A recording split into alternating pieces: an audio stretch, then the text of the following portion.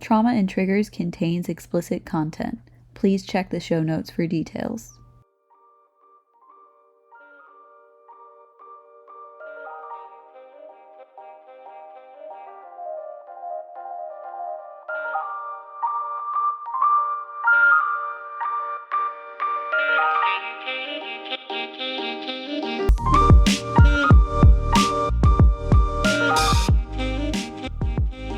Welcome to...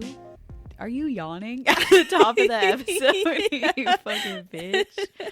Welcome to the first ever mini episode of Trauma and Triggers. I'm Sabrina. And I'm Audrey. And today we're talking about the wonderful, dreaded, terrible, awful, great holiday season. Oh, yeah. And maybe how to survive it emotionally. I don't know. You know, I feel like it's a universal experience that not everybody loves being around their family. Yeah.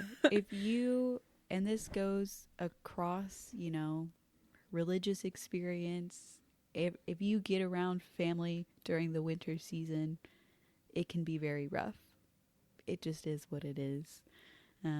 We should say at the top of the episode, not experts. Yeah. A lot of this is like what we do to kind of manage stress with the holidays, or like what we've kind of been told to do. Yeah. Not saying, you know. We kind of stole this from our therapist. A little bit, yeah.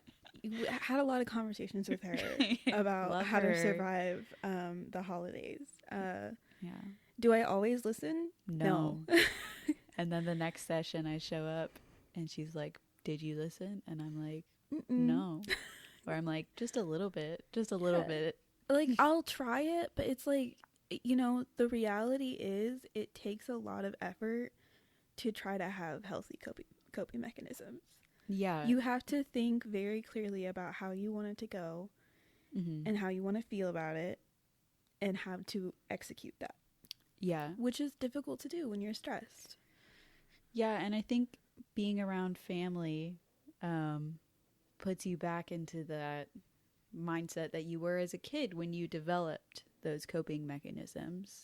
I was talking to my husband, and he was talking about a coping mechanism that he had and how he felt bad about it, and I'm just like, that was just what little you did to survive being around your family, survive emotionally, feel safe, feel like you could get through the day. You don't need to hate yourself as an adult. You just need to be like, okay, this isn't working. Let's find something new. Right. Yeah. This is also not a very well structured episode. We have some bullet points, but absolutely zero like preparation. Yeah. This is the just vibe. I actually didn't read our script. Nope. Script being a loose definition. Nope. Until right now. Yeah, we're getting into it. I wrote this on our lunch break. Yeah. A week ago. Yeah. So. I just like I can't even remember who it was that mentioned we should do this, but I was just like, I feel like maybe some people could use this. Yeah. I think I said I want to do a holiday themed episode. Yeah. And you were like, tips for surviving the holidays. And I was like, amazing. We should do a podcast together. Oh wait, we already do. Look at that. Look at us go. So yeah, if we do another mini episode, expect the same thing. I think calling our other episodes structured is a brave use of an adjective. Well, but this is significantly less. I feel like compared to our comparatively our past, definitely less. So I think one of the reasons that people kind of have anxiety, depression, or just experiencing mental health ups and downs during the holidays is seasonal affective disorder. SAD, as we all know it. It's cold. It's dark at 4:30. It doesn't get light till 7:30, and you have a bunch of shit to do, a bunch of money to spend. Everybody's coming into town, or you're going somewhere. You know, it's a fucking stressful time. And then the expectation is you're supposed to be happy. Yeah. Like the messaging you get Is it's the holidays. Everybody right. needs to be cheerful and merry, and a lot of people aren't. Yeah, I think we should revisit the old way of celebrating Christmas, telling ghost stories, and talking about people who died who you love. Yeah. That's what How we about a should do. nice, depressing rebrand for Christmas? Love that. A little emo Christmas. I feel like there's a lot of people who will disagree with us on this. Oh, yeah. I mean, I also feel like those people are in denial, right. but that's just me. Yeah, we could be in denial. I think going through therapy and like, I've been in therapy, I think, for like a year and a half, maybe 2 years, something like that. And, you know, one thing my therapist really helped me with was resetting my expectations. So I could enjoy the holidays at least a little bit. Being able to be like, okay, it's not gonna be what it was when I was a kid or what I expected it to be as a kid. Because even as a kid, I look back and I remember being like so excited for Christmas and then having mental breakdowns. Yeah, I mean, I feel like for me personally, like I enjoy the holidays. It's not like everything's terrible. Yeah. I get did to come see out family. the bat with everything's I get to see awful. family that I don't usually see, and a lot of them I really like. You know, and it's a lot of pressure, Mm-hmm. and I think especially with like school and money, there's just a lot of added stress over winter time in general. Yeah. Spending money is very stressful to me. And then also feeling like I have this expectation to give everybody a thoughtful, nice gift in my life, um, just like stresses me out. The amount of crocheting I'm going to be doing over the Yeah. next month is fucking wild. Yeah. This is the first year I'm a crafter, a crocheter, a painter, a sewer, all those things. This is the first year I'm not making a gift for anybody except for my husband. Nice. And it feels kind of good. I'm Yeah. not gonna lie. Like I really do like making stuff for people, but it's just not the year for that. I think that my main trouble with making stuff for people is, I don't know, I've always felt like whenever there's a time crunch or like somebody's expecting it, Mm-hmm. that it just adds a lot of pressure and makes it less fun. And then I like stop enjoying a hobby that I really love. Right.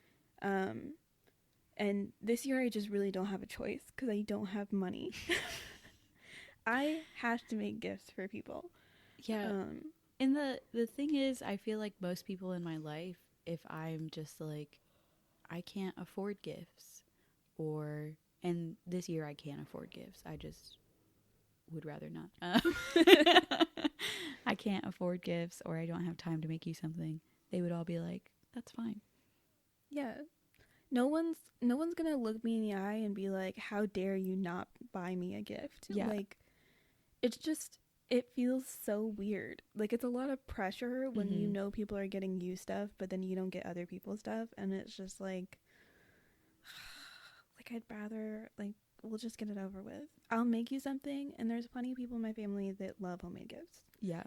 Like, it is what it is. I'll figure it out.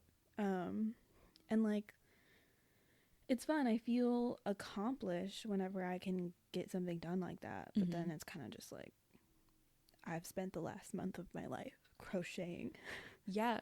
Like, and then buying the yarn and the supplies for it is like, did you really save that much money? The only thing that's keeping me afloat is the fact that I already have too much yarn. Yeah. So I can't actually I also have 6 giant bags of yarn if you should need any more. I just hop on over to Sabrina's store. It's free. I'll try let to you know. give yarn away to people all the time. I really might pick you up on that offer, because like I think I have most of it covered, but I really don't want to buy more yarn. Yeah. I need to just text me. Let me know if you need anything. My husband had a friend over and he was you know when you tell people you do something and then they're like, oh, my fucking cousin's uncle, which would be my uncle. Anyway, my fucking cousin or whoever, some random fucking schmuck, also crochets. And I was like, here, take this yarn, give it to them. I know you never talk to them or see them. I have too much yarn. Also, I just want to mention that your cousin's uncle would be your dad. No. What if you have 3 uncles? Well, it could be both. We're both right. Both could be 2 things can be Two true. things can be true. We both took a protective stance on that. And neither of us were wrong. Yeah, we got really aggressive and defensive there. It's just all this holiday talk stirring me up. Yeah, so I think that pretty much covers generally why people get upset around the holidays. Expectations, money, family trauma. I just want to say up top, as we get into the tips and tricks to not get the downs, you can say no to people. You can just say no. You don't have to surround yourself with people who hurt you and you're not healed from that hurt. I'm so sorry, I was not listening. I feel like such an ass. I was reading through the script, which I'm still not processing. That ADHD hitting today. It's real bad. Audrey is balls deep in finals. I am. Yeah. It's not even finals. It's the week before finals. So like Yeah. all of the projects and presentations and essays are due. Spent 6 hours on homework last night. God damn. And yeah, I don't know. I just, did we talk about missing family members? Oh no, we didn't do that. That's my bad. Because I do feel like that's something that I see around my family around the holidays, you know, like talking about people who died or just general grief, which I still experience, like around like Thanksgiving and Christmas time. I definitely have some like moments where I'm just like, it feels like there's a lot of loss, even though I haven't lost a lot of family members. Yeah. Because grief can be a lot of things. Grief can be for your childhood or for the way things used to be. Right. The way you thought things would be. Yeah. So, yeah, and I mean, we spend a good amount of time just like sitting around talking about my grandpa and talking about like people that we've lost, and I feel like some of that is actually really connecting, but it's still difficult to handle. Yeah, I think that can be one of the good things about the holidays is coming together with family and talking about someone you've lost. My aunt passed away in January of 2020, right after the holidays. So, you know, every Christmas or so we all kind of talk about her, and or like when we get together around that time. And it feels good, but it also does feel like something's missing, you know. Right. So I think that can be really hard. It can be hard any sort of like anniversary yearly thing where you're like, oh, this thing or this person's supposed to be here and they're not. Thanks for bringing that up. I think that was important to bring up. That was why I wasn't listening. Just to be clear, the ADHD did take control, but it was for a good reason. Long pause. We gather. We're both having a hard time today. Okay, so tips and tricks to not get the downs, where we started before. Also, downs? I told you I wrote this on my lunch break. I gobbled down a turkey sandwich and fucking not get the downs. 5 minutes. That's just such an interesting way of saying that. Yeah. Okay. Anywho, don't get depressed around the holidays. You probably will. Yeah. It's possible. It's also okay to feel down around the holidays. Like, it's part of the experience, you know? Feeling a little sad. But it is like, I don't know, Like, it's okay to feel what you're feeling, but it's also like not a bad thing to try to minimize the impact of that in a healthy way. Yeah. Number one, and I'm looking at you, Audrey, take care of your body. I want to see 3 meals a day. I want to see. I thought you said males. I did kind of stutter a little bit. I was like, damn, I don't know if I need all that, but I'm all right with just one. Damn. 3 it's meals lot a of day. self-care. A snack if you feel like it. Water. Some tea if you're feeling down, you know? Naps when you need it. I also just want to say that you're saying this to me, but I know damn well you're just as terrible. Moving on. Yeah, you hypocrite. Take care of your body, bitch. Take care. We're supposed to be talking to our audience. Take care of yourself out there. We're the 2 people in the room. We matter right now. We matter more. But yeah, I mean, definitely important to not just ignore your needs, because especially like my family, I feel like everybody takes on certain roles, and that's changed a little bit as everybody's gotten older, but like me and my mom and my grandma and my sister always tend to be like the people who go and like do things for other people, and I definitely see some neglect of our own needs and priorities. Yeah. Yeah, I can see that for you. Okay. Also for me, this year I've been a lazy holiday queen. I love that. And it's been really healing. It's really nice to realize if I don't do as much, it's okay. Things are still going to get done. Or if they don't get done, also fine. That's also fine. We don't need 7 pies on Thanksgiving. That's true. We'll be okay. We can just have ice cream. It's fine. Avoid or minimize contact with family members. I should have put, family members you don't like and stuff like that.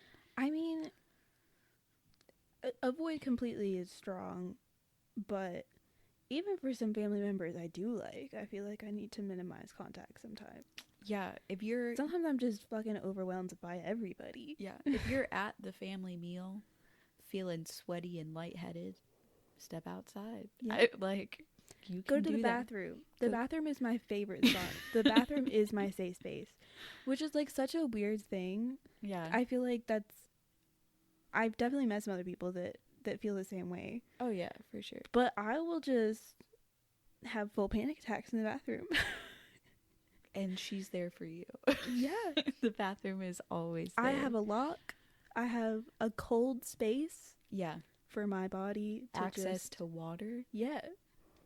You could turn the lights off. And like no one, unless you're in there for 30 minutes, no one's going to come a knocking. Right. They will probably assume that you are taking a fat shit before they assume you're having a panic attack in the bathroom. That is the truth. Yeah. And you could do both at the same time if you try. If your body feels the need to do so, you let it happen. You could. Yeah, I get what you're saying about avoiding isn't always an option. But sometimes it is. Yeah. Sometimes you can make that happen for you. It's all based off of yourself and what you need, but sometimes you just need to say no to the people in your life. I feel like we have 2 perspectives on advice here today. I'm very confrontational. Just go ahead and fuck everybody. Yeah, I'm like, fuck everybody, be yourself.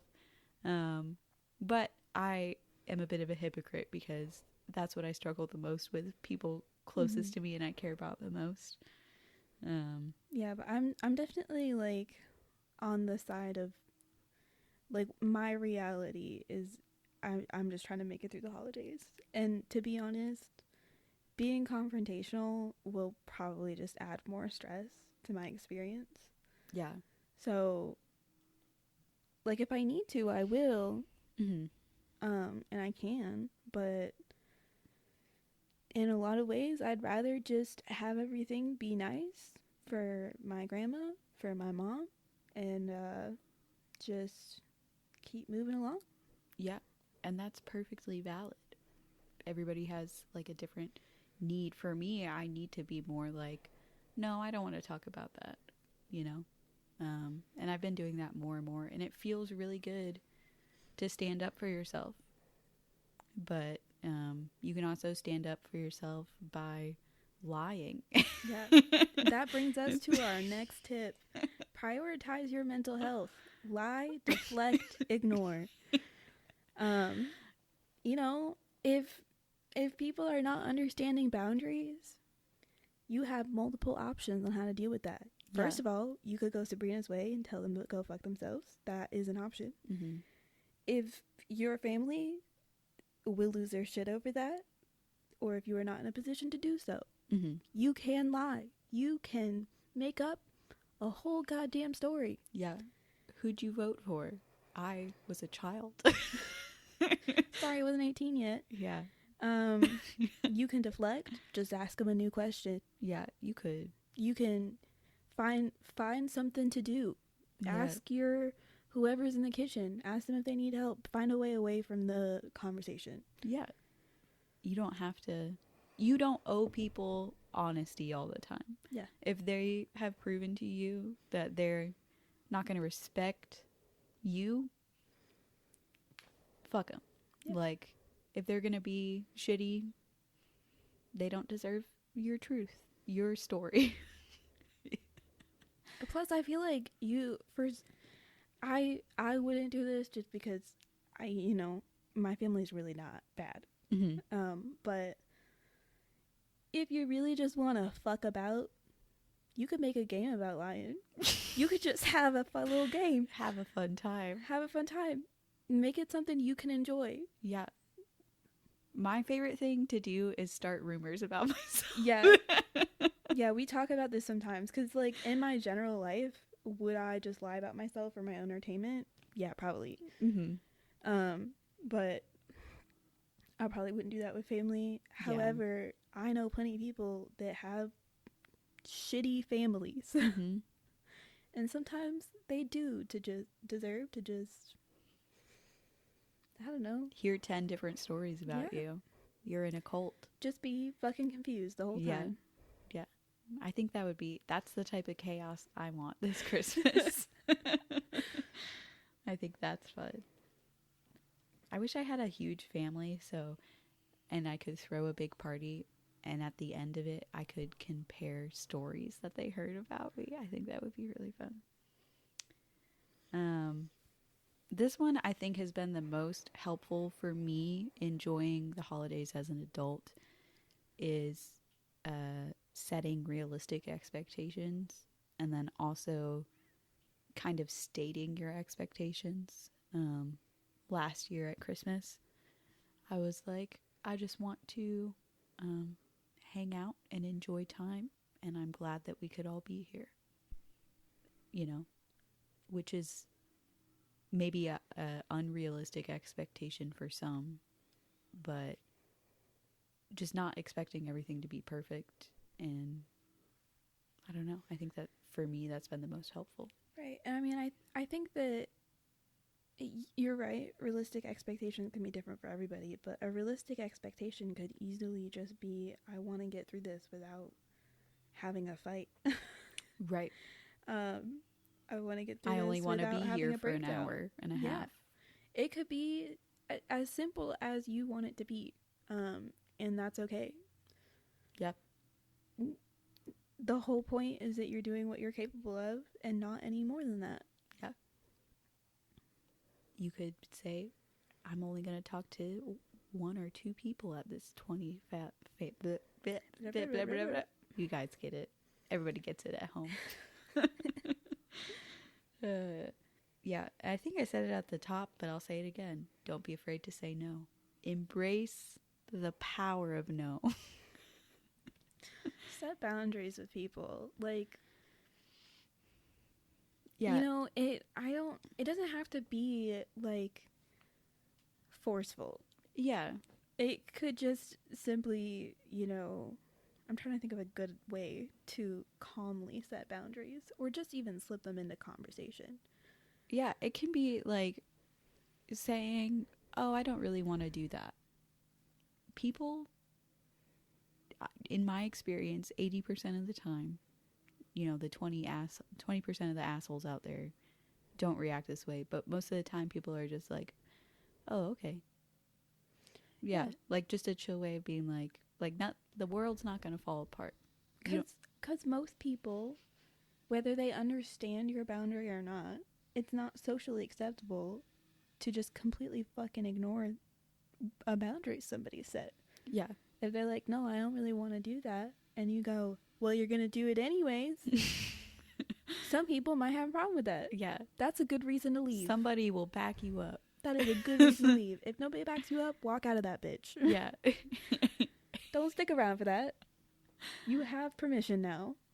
But I've definitely, I know there's families out there that are like that, where you say, "Oh, I don't want to do that," and then they shame and guilt you into it.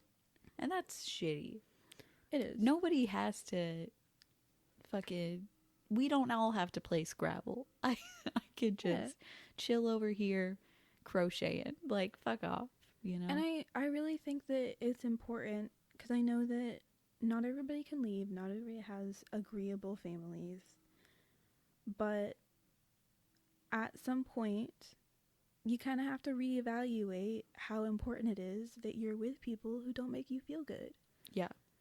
It's okay to just not be around them. Mm-hmm. Even if it's just for one holiday, even if it means that you leave earlier than you usually do, or you just don't go at all.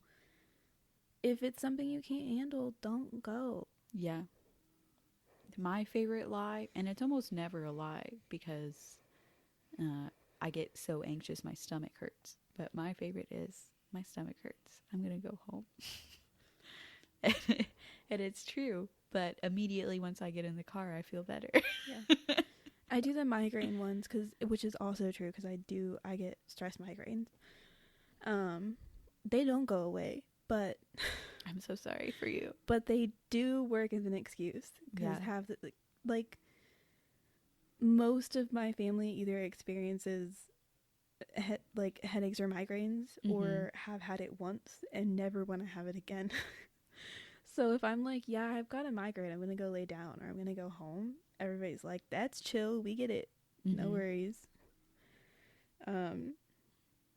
So the reality is, you probably shouldn't wait until your body is telling you that true. You need to leave.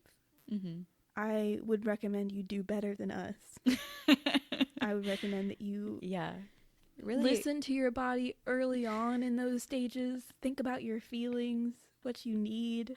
Really a bold stance to start an advice episode when we are the way we are. Before you have physical illness. I just want to say that first. Right. Don't be us. What I've done my whole life. Do as we say, not as we do. Yeah. That's the basis of this whole podcast. It is wild how you can think yourself into throwing up, or at least I can. I don't know about everybody else. I don't easily get sick like that, but I do get stressed easy. I can feel the tension building in my body. My shoulders will be up to my fucking neck. Oh yeah. I will be scrunched up. One time I was scrunched up. My grandpa had just passed away. I was stressed out. And a family member comes up and starts rubbing my shoulders. And I'm like, this is bad. This is what you're doing. Fuck off me. Is worse. Yeah, I get that. I do get that. That's another recommendation for a boundary to set. If you have touchy family members and you don't enjoy it, do not touch me. No, mama. You can tell them no. I personally like to just avoid it. Sometimes it depends on what family I'm with, or sometimes even just friends. I will make myself look as unapproachable as I possibly can. I will dress up like the bitchiest bitch on the face of the planet. Full makeup, a stunning outfit. Unapproachable. Oh, the worst resting bitch face you could possibly think of. It's giving I'm better than you and nobody wants to come up to you like that. That's the goal. If you don't want to be touched, there you go. Yeah. You could also snarl at people. I've done. Go ahead and bark. Just give them a nice bark. Yeah.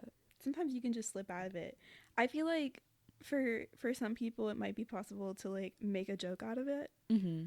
And like be playful with boundaries too, because like some people take offense whenever you take when you set boundaries. Mm-hmm. But if it's a joke, I mean, what are they gonna say? Alrighty. But no, like somebody goes up to hug you, slide out from underneath their arms and then laugh and walk away. Yeah, in my family we're all martial artists, so people will go to hug me and we'll like put each other in arm bars and stuff. It's so fun. Yeah. Like, you know, what are you gonna say now? Yeah. You gonna get mad because I'm laughing? Boo hoo, motherfucker. Laugh with me or move on. Yeah. I'm not really sure if this was necessary. No, I do think there's a space for this. Yeah. I just also, on some level, I feel like we are the toxic bitches. We are part of the problem.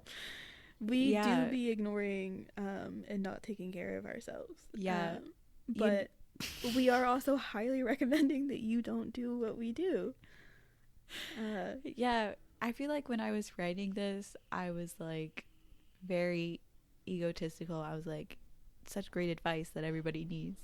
And then I'm hearing it out loud from my mouth and your mouth, and I'm like, I don't do half of this shit. I don't do half of this shit. And I feel like maybe it's possible a lot of people already do. Maybe we're the problem.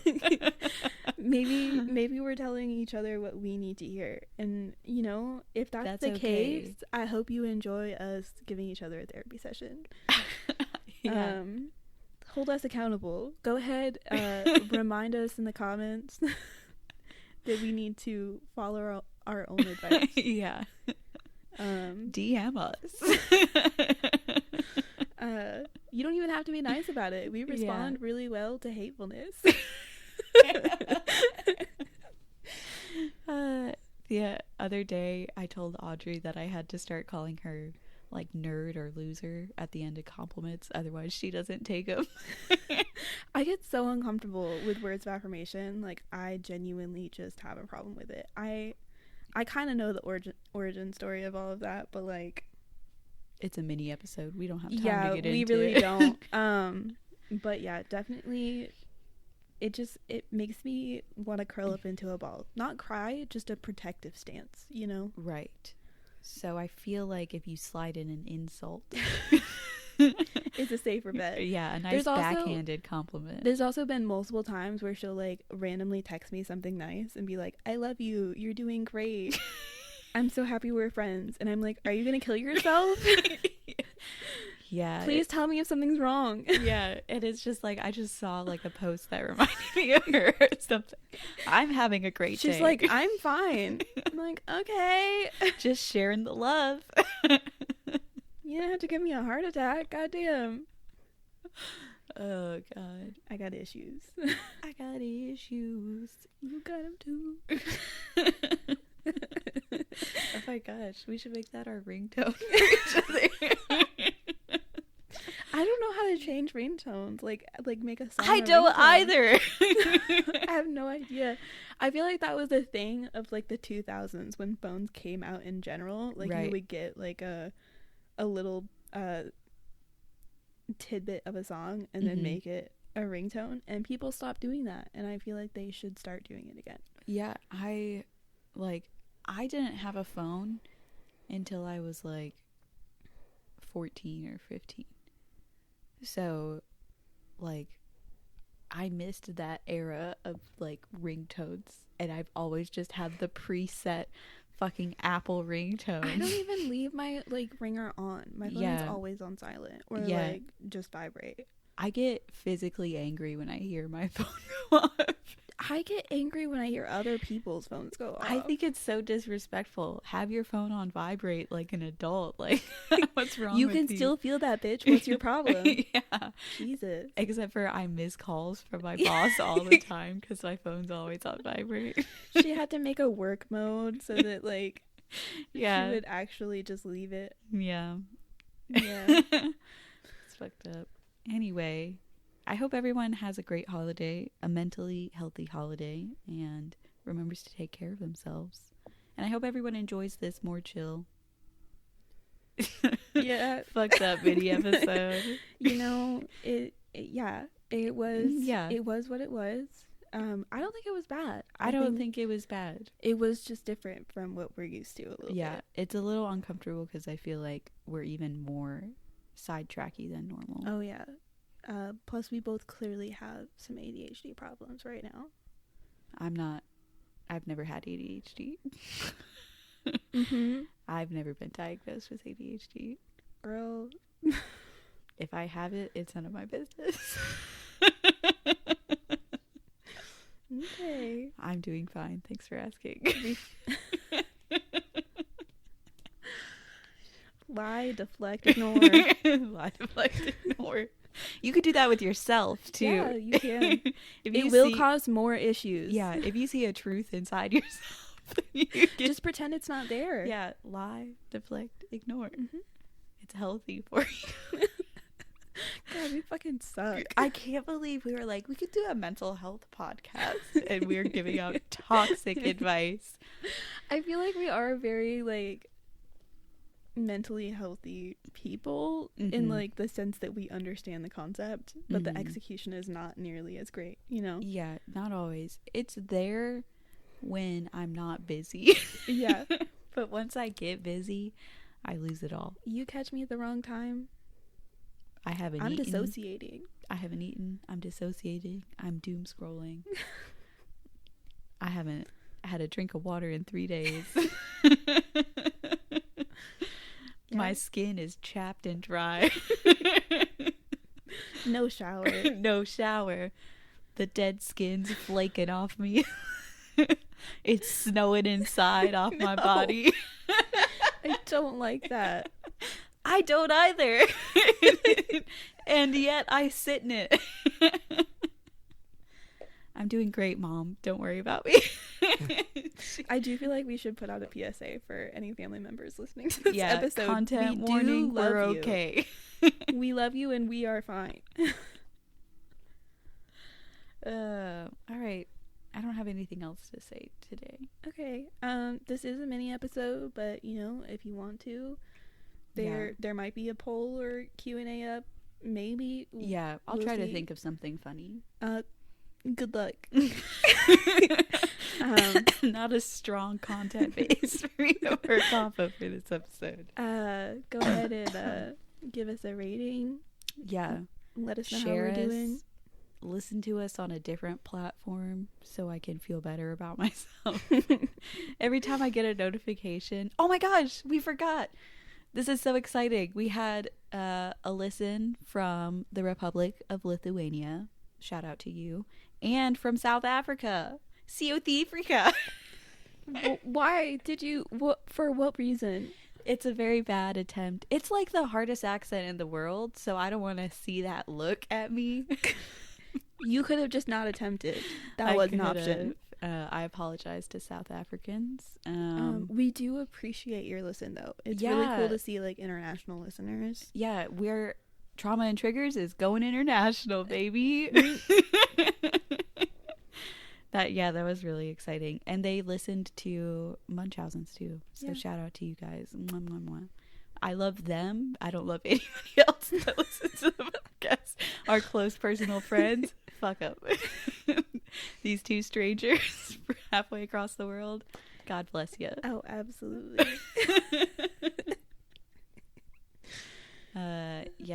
What do we got to do the call to action. You can find us on the social media platforms, Instagram and TikTok. Do we have content up there? Your guess is as good as mine. It's all at Trauma and Triggers. Yeah, we got an email if you have interesting stories you want to share with us. And that is a Gmail email, in case yes. you haven't heard us say that before. Yeah. It's always chaos. Always. Also, there was another thing I wanted to say, and I forgot. Yeah. So I'll just leave it there. But we don't have ADHD. You do. Mm-hmm. I'm in the clear. Okay. No one, a professional has never told me okay. I have ADHD. If you want to get your degree and then hey, I'll believe you. I'll believe go you then. fuck yourself. But for right now, no, it's not true. Denial is a river in Egypt. Your husband is gay. Bye. Yeah.